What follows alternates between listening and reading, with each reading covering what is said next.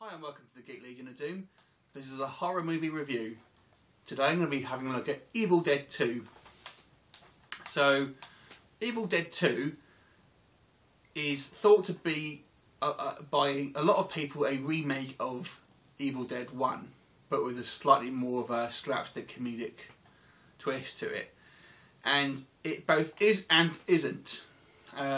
So you can watch the film, if you watch it from the beginning, the film actually can be watched as a completely separate entity from Evil Dead 1. It has the same title character in it, but essentially, sort of, if you watch it from the beginning, you can kind of forget that Evil Dead 1.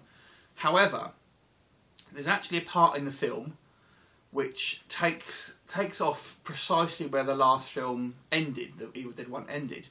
So the main character is played by Bruce Campbell, the great Bruce Campbell, and the hero's name is Ash, like you didn't know that.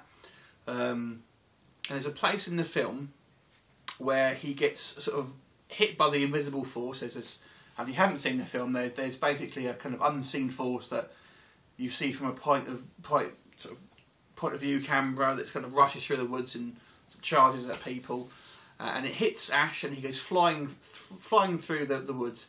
Now at that point in the second film, if you cut that and then forget the beginning part of it, and you attach that bit from the end of the last film, Evil Dead 1, you can it actually runs like a full sequel.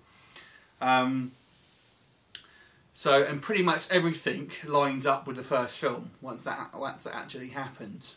So, I don't think a lot of people realise that. So you can actually watch it as both a sequel and a standalone film. So this is actually going to be one of my favourite films of all time, and it was my favourite film of all time, and maybe arguably still is. Now, a lot of people prefer the first one because it's actually a little bit more of a straight horror film, and the first one I think is still, an excellent film. That first one was one of my favourites. But I prefer this one because I just think it's a little bit more interesting, a little bit more going on in this film. It's still a fairly low budget film, although it has got a higher budget than the last one. So you kind of tell in some of the special effects. But you're going to watch this film. If you've not seen it before, you're going to watch and think that looks cheesy. And yes, looking at it with fresh eyes, if you were to watch this today and you didn't know anything about it, you would just think it's cheesy. Some of the effects.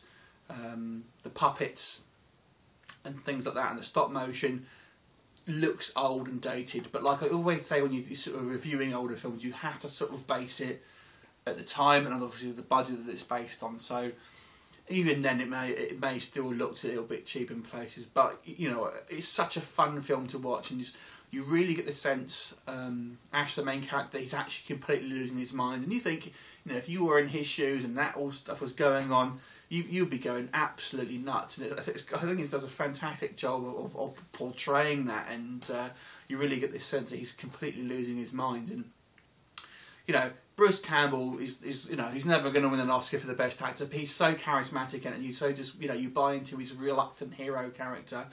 And I would say, I'm not going to spoil it for you, that this has one of the best endings that I've ever seen in a film. It's absolutely, it actually relates to a line that's said earlier on in the film, and it's fairly easy to miss. And I'm sure if you're an Evil Dead fan, you know exactly what I'm talking about.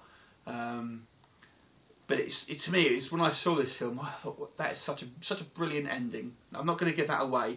Now, obviously, there was an Evil Dead 3 or Army of Darkness, which does again sort of rewrite the ending. So you almost have to chop the ending of this one off, and then sort of start with Army of Darkness to really kind of get the full story. So you have to sort of chop the beginning and chop the end off of this film for it to make sense as a complete cohesive story.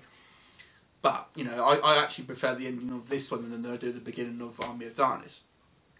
So what do you think of it? I mean, obviously I think people are going to prefer either Evil Dead 1 or 2 rather than Army of Darkness. But what do you think out of this film compared to the original?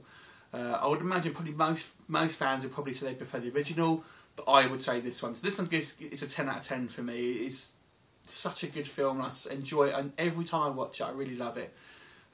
Which one do you like the best, 1 or 2? Let me know in the comments, and I look forward to seeing you next time.